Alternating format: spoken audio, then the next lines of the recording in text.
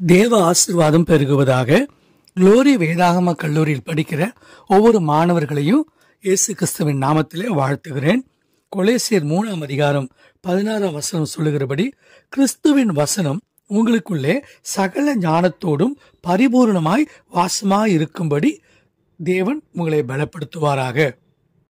கடந்த நாட்களில் Bible character study என்ற தலைப்பின் கீழ், அதாவது வேதாகமத்தில் இருக்கிற ஒவ்வொரு கதாபாத்திரங்களுடைய குணாதிசயங்களை குறித்து நாம் கருத்தாய் படித்தோம். இன்றைக்கும் இந்த செய்தியின் மூலமாய் நீங்கள் படித்த அந்த பாடங்களிலிருந்து ஒரு சில விஷயங்களை உங்களுக்கு திரும்பவும் நினைப்பூட்டும்படியாக இந்த செய்தியை உங்களுக்கு நான் அனுப்புகிறேன். வேதாகமத்தில் ஏறத்தாழ 3000க்கும் மேற்பட்ட கேரக்டர், அப்படிப்பட்ட கதாபாத்திரங்கள், மனிதர்கள் வந்து போகிறார்கள். ஆண்கள் இருக்கிறாங்க, பெண்கள் இருக்கிறாங்க. அப்ப அந்த 3000 குணாதிசயம் உள்ள மக்களையும் நம்ம படிக்கிறது நமக்கு கொஞ்சம் கடினமா இருந்தாலும், அதுல முக்கியமா சில தலைப்பின் கீழே ஒவ்வொரு கதாபாத்திரத்தையும் நம்ம தியானிச்சு பார்த்தா நமக்கும் அவங்களோட பழகுன மாதிரியே ஒரு நல்ல அனுபவம் கிடைக்கும். ஏன்னா இந்த நாட்கள்ல ஆவிக்குரிய அறிவை விட ஆவிக்குரிய அனுபவங்கள் ஜனங்களுக்கு ரொம்ப அதிக தேவையா இருக்குது. அப்ப வேதத்தில் இருக்கிற எல்லா கதாபாத்திரங்களையும் பல தலைப்பின் கீழே நம்ம தியானிக்கிறோம். முதல் தலைப்பு என்ன? நல்ல முன்மாதிரியா வேதத்துல வாழ்ந்த மக்கள் யாரு? ரெண்டாவது, தவறான முன்மாதிரியோடு வாழ்ந்த மக்கள் யாரு? சில பேர் ரெண்டும் கலந்து கொஞ்ச நாள் நல்லா இருந்திருப்பாங்க, பின்னுக்கு தவறான பழக்க வழக்கத்துல போய் சிக்கியிருப்பாங்க. சில பேர் ஆரம்பத்துல ஒரு மிகப்பெரிய தவறான ஒரு நபரா இருப்பாங்க, அப்புறம் போக போக கர்த்தருக்குள்ள அவங்க பலப்பட்டு மாறி இருப்பாங்க. அடுத்ததாக 4, சில பேர் சமநிலை பிரமாணத்தின்படி அவங்க கதாபாத்திரம் எப்படி இருக்குன்னு கேட்டீங்கன்னா நல்ல பேலன்ஸ்டா வெற்றியாளர்களா இருந்திருப்பாங்க. சிலர் எப்படி இருப்பாங்கன்னா நமக்கு முன்மாதிரியா வாழ்ந்து காட்டும்படி சில கதாபாத்திரங்கள் இருந்திருக்கும். நீங்க உங்க வாழ்க்கையில உங்களையே விமர்சனம் பண்ணி நீங்க என்ன விதமான ஒரு கதாபாத்திரமா வாழ்றீங்க அப்படின்னு நான் அவங்கள்ட்ட கேட்டிருந்தேன். அதுக்கு பிறகு நீங்க வேதத்திலிருந்து பின்பற்றக்கூடிய அந்த விதமான கதாபாத்திரங்கள் எது? உங்களுக்குன்னு ஒரு முன்மாதிரியா சில பேரை வச்சுக்கலாம்லப்பா, அந்த மாதிரியான கதாபாத்திரங்கள் எது? சில மிஷினரிகளா இருக்கலாம், இல்ல வேதத்திலேயே இருக்கிற கதாபாத்திரங்களா இருக்கலாம். அப்படிப்பட்டவர்கள் யாரு? நிறைய பேர் சொல்லுவாங்க, பழைய ஏற்பாட்டுல மோசே மாதிரி வரணும், இல்ல நான் ஜோஷுவாவை போல வரணும் அப்படின்னு சொல்லுவாங்க. சில பேர் புதிய ஏற்பாட்டுல பவுலை போல நான் வரணும், இல்லைன்னா இயேசு கிறிஸ்துவின் மார்புல சாய்ந்திருந்த யோவானை போல நானும் வரணும் அப்படி சொல்றவங்க இருக்காங்க. எல்லாத்துக்கும் மேல அடுத்த கடைசியா நம்ம என்ன தியானிச்சோம்? கதாபாத்திரங்களை பற்றி. சில கேரக்டர் எப்படி இருக்கும்னா அந்த காலத்துக்கு ஏற்ப தன்னைத்தானே மறுரூபப்படுத்திப்பாங்க, அப்டேட்டட் பண்ணிப்பாங்க.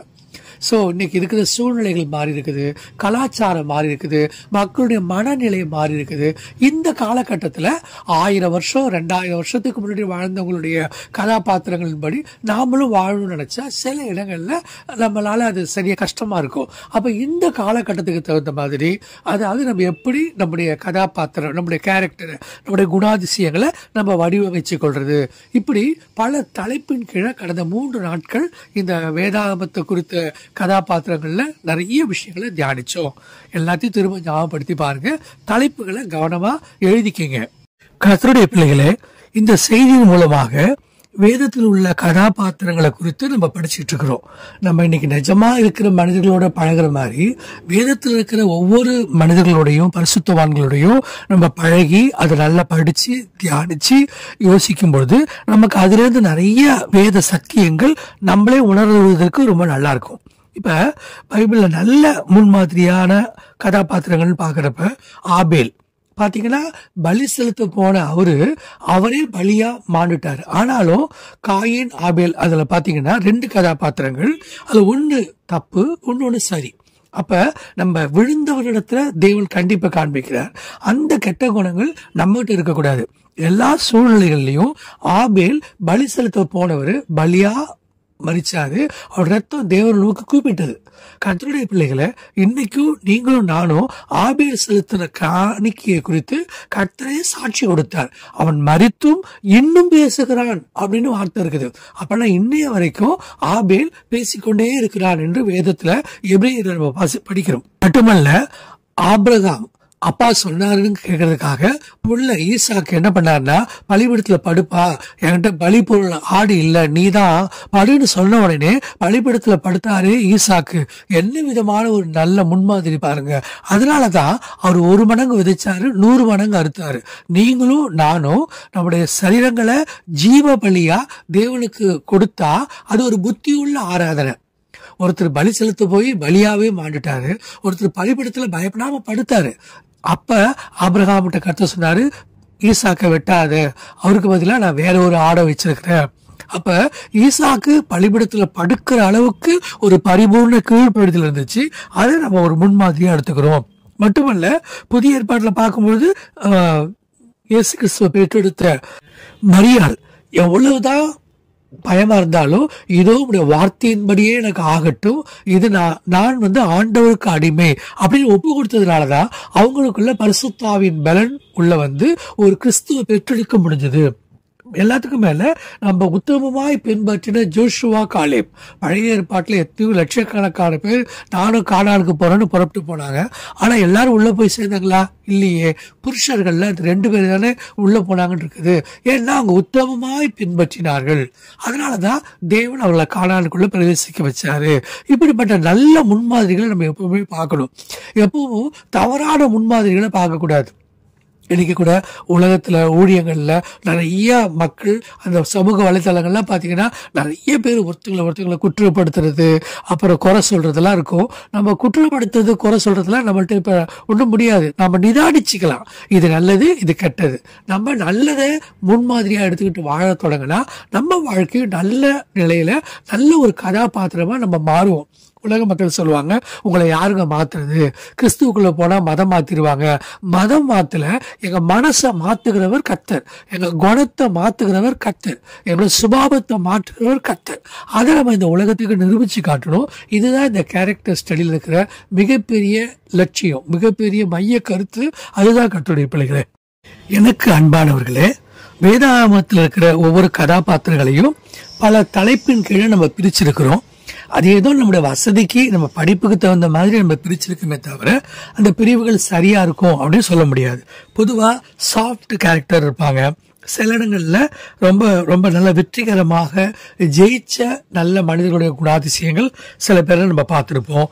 சில இடத்துல சுய முரண்கள், அவங்களுடைய கேரக்டர் முன்னுக்கு பின் முரணா இருக்கிற கேரக்டர்ஸையும் நம்ம பார்த்துருக்கிறோம். சிலருடைய குணநலன்கள், செயல்பாடுகள், அவருடைய ஆட்டிடியூட், அவருடைய மனப்பான்மைகள் எப்படி இருக்குது அப்படிங்கிறத வைத்து தான் நம்ம ஆட்களை எடை போடுறோம். நம்ம ஒருத்தர்கிட்ட போய் சத்தியம் சொல்ல போறோம், அதுக்கு முன்னாடி சுவிசேஷத்தை அறிவிக்க போறோம் அப்படின்னா ஒரு மனிதனுடைய குணாதிசயத்தை நம்ம நல்லா புரிஞ்சுக்கிட்டு அதுக்கு பிறகு அவங்களோட நம்ம போய் தொடர்பு கொள்றது ரொம்ப நல்லது.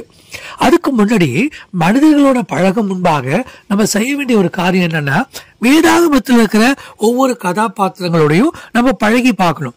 வேதத்தை நம்ம நல்லா வாசிக்கும் பொழுது ஒவ்வொரு கதாபாத்திரமா நம்ம எடுத்துக்கொள்ளணும். எடுத்துட்டு அவங்க எப்ப எந்த காலத்துல வாழ்ந்தாங்க, அவங்க வாழ்க்கையில கர்த்தர் செய்த மிகப்பெரிய முக்கியமான நிகழ்ச்சிகள் என்ன, அதுக்கு பிறகு கர்த்தர் எந்த அளவுக்கு அந்த மனிதர்களை எடுத்து உபயோகப்படுத்தினாங்க, தேவனால பயன்படுத்தப்பட்ட அந்த மனிதர்களுடைய பலம் என்ன, அவருடைய பலவீனம் என்ன, அதுக்கு மேல அந்த ஒரு கதாபாத்திரத்திலிருந்து நம்ம என்ன கற்றுக்கொள்ளுகிறோம்.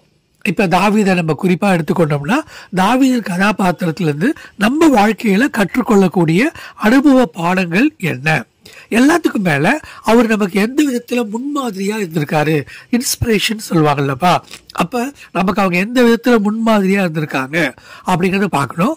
அந்த கேரக்டர், அந்த குணாதிசயம் என்னென்ன சவால்களை சந்திச்சாங்க. நம்ம கூட வாழ்க்கையில, நம்ம கிறிஸ்தவ வாழ்க்கை ஒன்றும் அவ்வளவு இலகுவான ஒரு வாழ்க்கை இல்லை, அது இடுக்கமான வாசல்.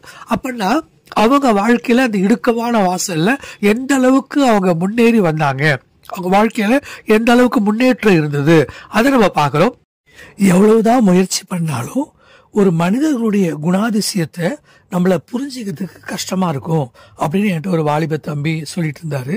உண்மைதான், மனிதர்கள் மாறுபட்ட குணாதிசயம் உடையவர்கள், எல்லாருமே யூனிக். ஒவ்வொரு மனுஷங்களுக்குள்ளேயும் ஒரு வித்தியாசமான குணாதிசயங்கள் இருக்கும். எல்லாத்தையும் நல்லதும் இருக்கும், எல்லாத்தையும் கெட்டதும் இருக்கும். ஆனா மனிதர்கள் எப்பவுமே மாறுதலுக்கு உட்பட்டவர்கள் தான். ஒரே குணாதிசயத்துல கடைசி வரைக்கும் உறுதியா இருப்பாங்களா அப்படிங்கறத நம்ம கவனிக்க வேண்டியிருக்குது. எப்போது எப்படி ஒரு மனுஷன் மாறுவான்னு அந்த மாறுகிற மனுஷனுக்கே தெரியாது. அவங்களுக்கே அவங்களுடைய குணாதிசயம் எந்த நேரத்துல எப்படி மாறும்னு நம்மளால சொல்ல முடியாது. ஆனா பைபிள்ல பாருங்க, இந்த கேரக்டர்ஸை பத்தி பாக்குறப்ப என்னாகுமா 12:3 மோசே மிகுந்த சாந்த குணம் உள்ளவன் அப்படின்னு போட்டிருக்குது பைபிள்ல. அப்படின்னா மிகுந்த சாந்த குணம் உள்ளவனா இருந்த அந்த மோசேயின் வாழ்க்கையில் நடந்த விஷயங்கள்லாம் நம்ம தியானிச்சு பார்த்தா நமக்கே ரொம்ப ஆச்சரியமா இருந்தது. அவ்வளவு சாந்த குணமுள்ள மனுஷரையே இவங்க ஆவியில இஸ்ரவேல் மக்கள் பதட்டப்படுத்திட்டாங்க. அவரால் கானானுக்குள்ள போக முடியாம போச்சு. அப்படின்னா சாந்த குணம் உள்ளவனா இருந்த மோசையை நம்ம ஒரு மாதிரியில் எடுத்துக்கிறோம். ரெண்டாவது பைபிள்ல சங்கீதம் 92:6 போட்டிருக்குது, மிருக குணமுள்ள மனுஷன் அதை அறியான், மூடன் அதை உணரான். அப்படின்னா சாந்த குணமும் வேதத்துல படிக்கிறோம், மிருக குணமுள்ள மனுஷன் அதை அறியான். அப்ப மனுஷனுக்குள்ள என்ன மாதிரி குணம் இருக்குன்னா மிருக குணமும் இருக்குது. அதையும் நம்ம நல்லா புரிஞ்சுக்கணும். எந்த மனுஷன் எப்ப மிருக குணத்துல மாறுவா அப்படின்னு நமக்கு தெரியாது இல்லப்பா. அதனாலதான் வேதம் ஒவ்வொரு மனிதர்களை குறித்து நிதானிக்க சொல்லுது. அதுக்கு மேல கட்டுக்கு ரொம்ப பிடிச்ச குணம் எது தெரியுங்களா? வெளிப்படையா வாயினால வார்த்தைகள்ல பேசுறாங்கல்ல, அந்த மக்களுடைய வார்த்தைகள் எல்லாம் தேவன் நம்புறதில்லை. அவர் சொல்றாரு, நான் எப்பவுமே மனுஷன் முகத்தை பார்ப்பால், கர்த்தரோ இருதயங்களை பார்க்கிறார். அதனாலதான் நம்ம படிக்கிறோம் 1 பேதுரு 3:4 இருதயத்தில் மறைந்திருக்கிற குணமே உங்களுக்கு அலங்காரமா இருக்க கடவுது. அப்ப இருதயத்தில் ஆழத்துல மறைஞ்சிருக்கிற குணம் தான் ஒரு மனுஷனுக்கு அழகு. அது டக்குன்னு பார்த்தா வெளியில தெரியாது. ஒரு மனுஷங்களோட நம்ம பழகி பழகி பார்க்கறப்பதான் இந்த கேரக்டர் ஸ்டடி நல்லா கரெக்டா பண்ணாதான் அவங்க இருதயத்துல மறைஞ்சிருக்கிற குணத்தை நம்ம ஸ்கேன் பண்ணி பார்க்க முடியும். எல்லாத்தையும் கண்டுபிடிக்க முடியுமா?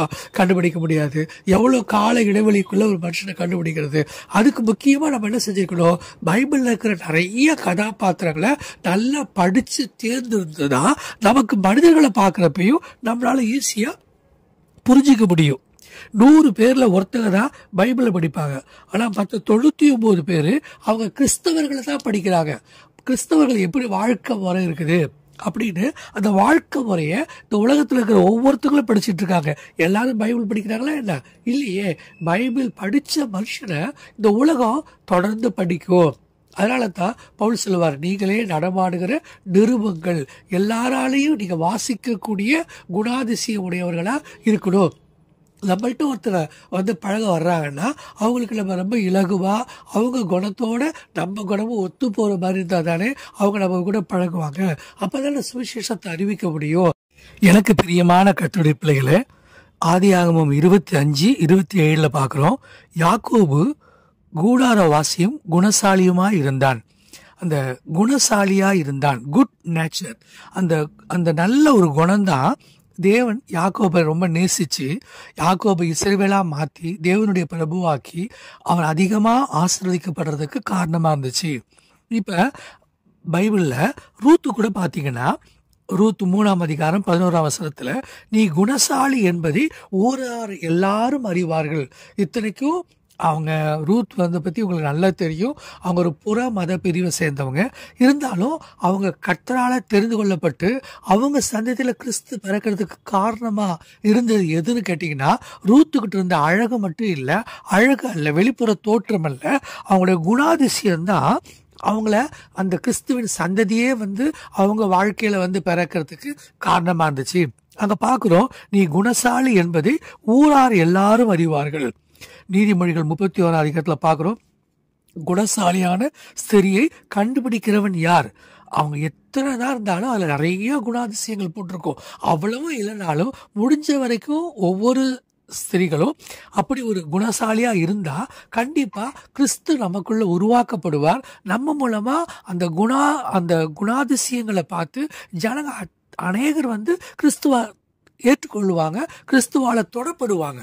2 பேதுரு 1ஆம் அதிகாரம் 4ஆம் வசனத்துல படிக்கிறோம், திவ்ய சுபாவத்துக்கு நாம் பங்குள்ளவர்கள். கர்த்தரோட, தேவனோட, ஏசப்பாவோட நம்ம எந்த அளவுக்கு நெருங்கி நம்ம ஜெபத்துல, வேத வார்த்தைகள்ல இருந்து நம்ம கீழ்ப்படுத்தி அந்த வசனங்களுக்கு நம்ம உட்படுத்தி கொள்றோமோ அந்த அளவுக்கு நமக்குள்ள அந்த நேச்சர், அந்த சுபாவங்களே மாறி அது ஒரு திவ்ய சுபாவமா மாறிடும்.